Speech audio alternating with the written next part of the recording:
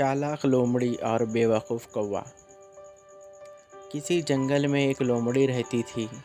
उसे पिछले कई दिनों से कुछ भी खाने को नहीं मिला।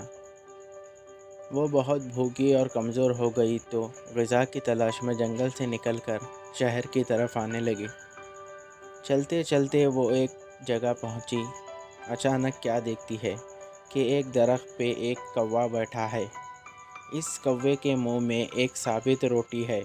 कौवे के मुंह में रोटी देखकर लोमड़ी के मुंह में पानी भर आया।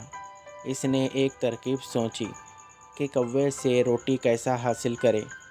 फिर लोमड़ी ने कौवे की तारीफ़ करने लगी। भाई कौवे, तुम कितने खूबसूरत हो और तुम्हारे पर कितने खूबसूरत है। सच में तुम परिंदों के राजा हो। तुम्हारा गाना बहुत मीठा है, बांसुरी से भी मीठा। लोमड़ी थी बड़ी चालाक। उसने कौवे से कहा, दिल तुम्हारा गाना सुनने को तरस रहा है, ज़रा गाना गाकर सुनाओ। कौवे ने अपनी इतनी तारीफ़ सुनकर वो फूल गया।